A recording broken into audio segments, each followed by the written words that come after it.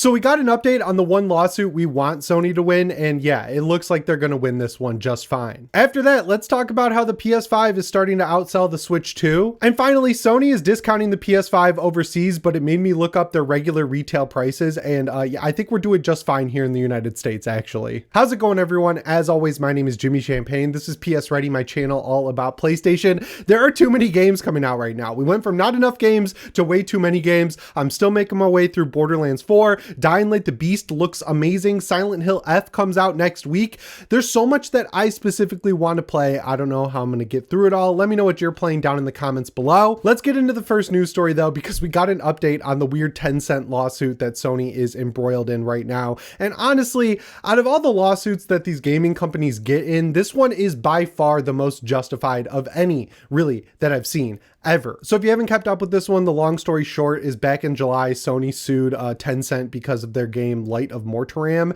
and it's because they basically just ripped off and cloned Horizon Zero Dawn. They cloned the concept art, they cloned the world, they cloned the main character being a redhead chick. Like, everything about the game was getting as close as possible to being a Horizon game without being an official Horizon game, to the point where like people were wondering if it initially started as a Horizon game, because back in the early days of the PS5 generation, the Horizon brand was being shopped out everywhere. Like, we're getting the Monster Hunter game allegedly, but there was also a game from Nexon being made that was like an MMO. There was a bunch of other projects. Of course, we got Lego Horizon Adventures, so it wouldn't be out of the realm of possibility for Sony to take a game like Horizon and let other developers play around in that world to grow the franchise. Because if you look at the whole slate of PS5 games, there's a lot of mature rated stuff, and Horizon is really the only big one that meets family demands, right? Like, you would buy Horizon for a 13-year-old, whereas, you know, if you were a 13-year-old, you'd have to beg pretty hard to get your mom to buy you Ghost of Tsushima, because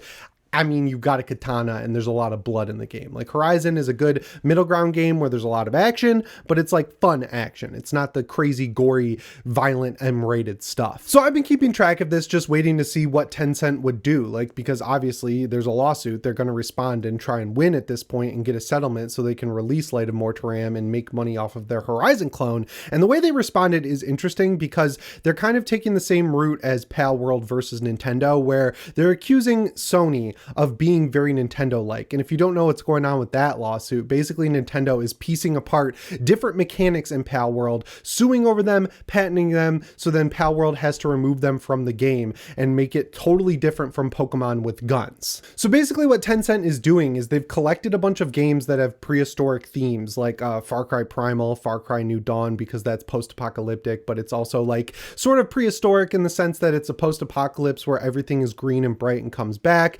They're looking at Breath of the Wild, like basically any open world game that takes place in a post-apocalyptic land or a prehistoric land that's overgrown and lush instead of being like Fallout where everything's gray and falling apart. They're saying that Sony is trying to monopolize the market on those games. And if you read through a lot of the articles on this, that's not what they're trying to do. They're trying to go after Tencent specifically for ripping off Horizon, which they did. It's like 1-to-1 if you compare the two games. And I just don't think this defense is really going to work out all that much, because I mean, all they have to do is walk into court with a big poster board that has a screenshot of the key art for Light of Mortaram on one side and the key art for Horizon Zero Dawn or Forbidden West on the other. And like, generally speaking, I don't care. I couldn't care less about lawsuits and like who wins, who loses. It is interesting to look at this one though, because this is not the only time in history that a big Chinese publisher like Nexon or Tencent or, you know, Level Infinite has done something like this. They're relentless with copying games. Like, they'll make mobile Diablo clones that are just essentially Diablo Immortal. Like, Diablo Immortal itself was basically a reskin. Arena Breakout is another example. It's a little bit more original, but if you look at Arena Breakout, it's easy to see that they're trying to remake Escape from Tarkov.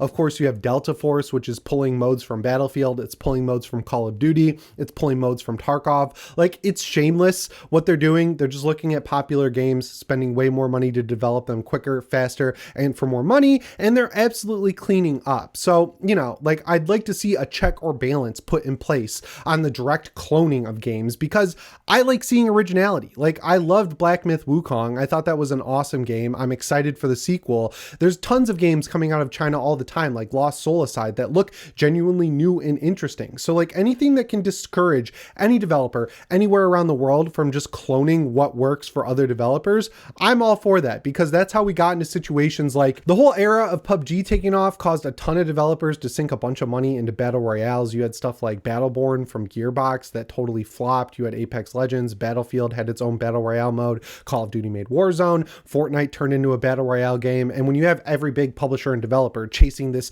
new thing that's making a lot of money, there's a lot of games that get left on the table that could have been interesting, cool, and new. So like, I just don't like seeing that. So yeah, any encouragement to not do that is good in my opinion. But as far as this lawsuit goes, I mean, I don't see a reality as someone who's not a lawyer and has no knowledge of this. Just looking at what we're seeing, I don't see a reality in where Sony loses this. Like, it's very blatantly obvious that Tencent just cloned Horizon, and I hope this goes quick, because the longer they're in litigation, the more money they have to spend. And while they do probably have money put aside for litigation, I just prefer they take as little of that as possible for this, because then they'll have to refill it, and that's money that could be spent on games. You know, like, these lawsuits suck, but it looks like this one should be cleaned up pretty quickly. But that brings me to the second news story here, which is it looks like the PS5 is regaining the foothold that it lost a little bit thanks to the Switch 2. And on paper, I like the Switch 2. I've used it a little bit. Mario Kart World did nothing for me. I've had a little bit of fun with Donkey Kong, but mostly I've been playing games that just didn't run well on the Switch 1, like Pokemon Scarlet or Tears of the Kingdom. I saved those games for the Switch 2, and they look and run phenomenally on the Switch 2, so I'm happy with that. But people have a lot of complaints with what Nintendo's doing. Like, after that last Direct, it was like reboot, remake, new game in Fire Emblem, reboot, remake, double pack for $70 of Mario Galaxy. Like, they're cashing in on old games more than they're really making new games. People aren't hyped about the motorcycle on Metroid Prime 4 Beyond, so like, you know, they're not really winning with their fans so much. And my friend Dustin over at Last Stand Media, he spun up his personal channel, and he just did a great video on why Nintendo is doing this. And it's basically because people don't hold Nintendo accountable for anything. Basically, they say they complain about it online, but then they go and they buy these games for these prices. So Nintendo's like, yeah, they're complaining, but they're buying the games, so we're going to keep doing it. So I was curious how long they could hold out based on the amazing launch of the Switch 2, and with the lack of games that have come out from Nintendo for it, I was wondering if, even though there aren't a ton of games coming out from Sony, they'd be able to regain the foothold that they lost. And it looks like they're actually starting to, because in the month of August over in Spain, the PS5 outsold the Nintendo Switch 2. Now, of course, it is one country's data, but Spain is a big market for the PlayStation 5, so it's kind of like a controlled environment to see how things are going to start to shake out around the rest of the world. I think Ghost of Yotei is gonna be maybe a big game. You can just never tell these days, because there's stuff I would bet is going to be huge, and then it comes out and it completely flops and it blows my mind. Like Chronos the New Dawn, I was like, okay, I'm going to talk about this game a few times on the channel because I'm really excited for it, but unless it's Resident Evil or Silent Hill, apparently no one really wants to show up for survival horror. Like, the Dead Space remake totally bombed, and like, you could point to the performance issues on that, but they did fix them very quickly on the PS5, so like, I wasn't expecting Chronos to sell well. But there are other games that came out this year, and I'm like, I can't believe that didn't sell more. Like Spider-Man 2 selling less. Like, I didn't love the story in Spider-Man 2, but the gameplay was awesome. The web wings I thought were really cool. The graphics were great. Having ray tracing on all the time, a lock 60 FPS, like it checked enough boxes for people where I was like, okay, yeah, the story's kind of a step down from Spider-Man 2018, but like, the gameplay is so awesome, and the advancements from Spider-Man 2018 up to Spider-Man 2 were so big that I just assumed that would dramatically outsell the original game, even though it was only on PS5, and it didn't. So like, I never know, but when you look at what Sony's doing, what they've got coming up, I think it makes sense that the PS5 is outselling the Nintendo Switch 2. I mean, you've got the entire backlog of the entire generation of the PS5 that's happened so far. You could play every PS4 game under the sun. There's great stuff on the horizon. And while Nintendo does have some solid stuff coming out, like that new Fire Emblem game, I'm very excited for that. Of course, I'm still excited for Metroid Prime 4, even with the motorcycle. Mario Wonder's getting a new update for Nintendo Switch 2. There's no like Zelda Breath of the Wild moment, really, for the Switch 2. Like, Donkey Kong Bonanza is awesome. I think it's a great game, but like, it's not on the level of something like Mario Odyssey in terms of like brand awareness.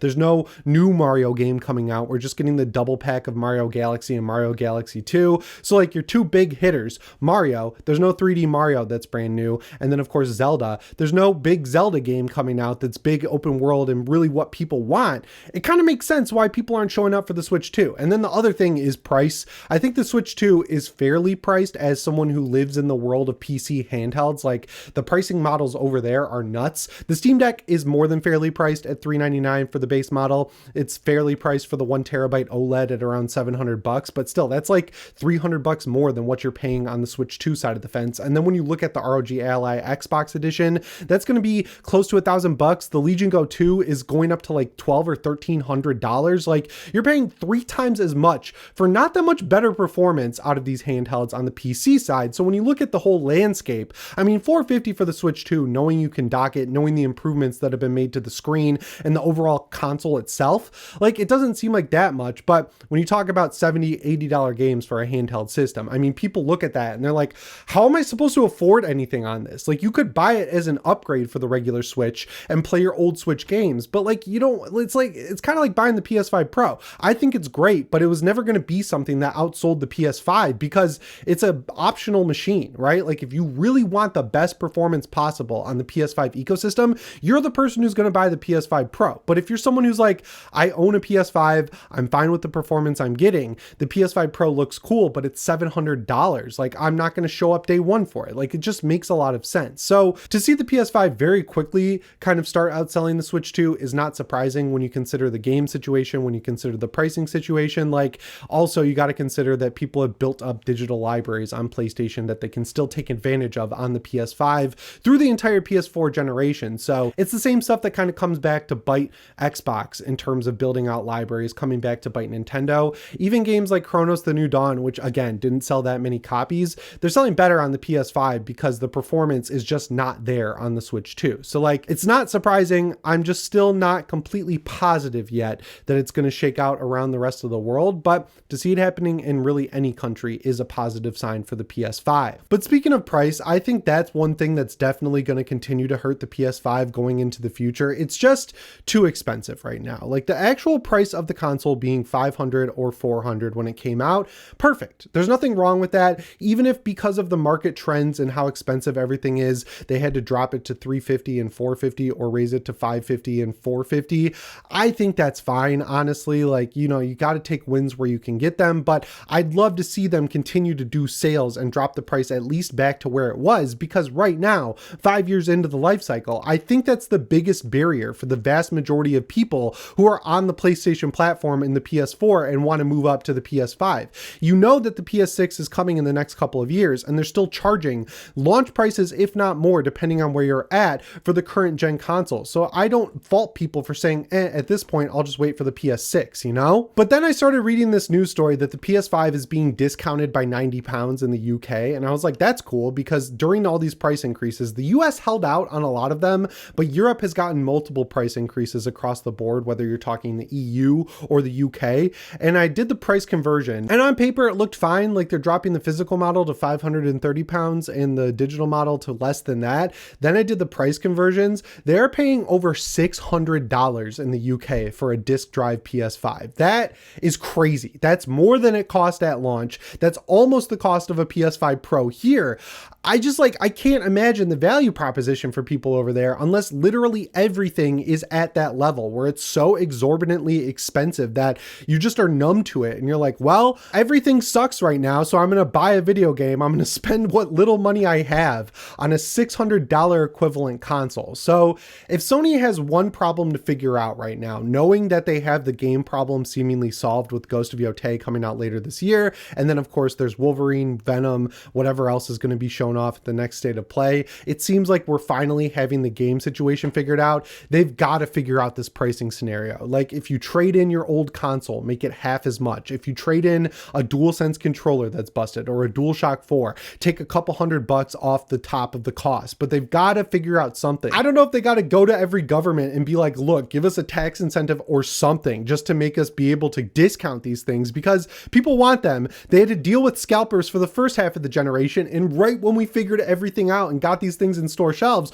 we've been forced to continually raise the price every 6 months or so around the world since then, and now people in the UK are paying the cost of a PS5 Pro here in the United States for a regular PS5. Everything's out of whack when it comes to pricing, and something's got to change soon. Anyway, guys, that's all I've got for you in this one. As always, my name is Jimmy Champagne. I'll see you in the next one. Thanks for watching, and shape on.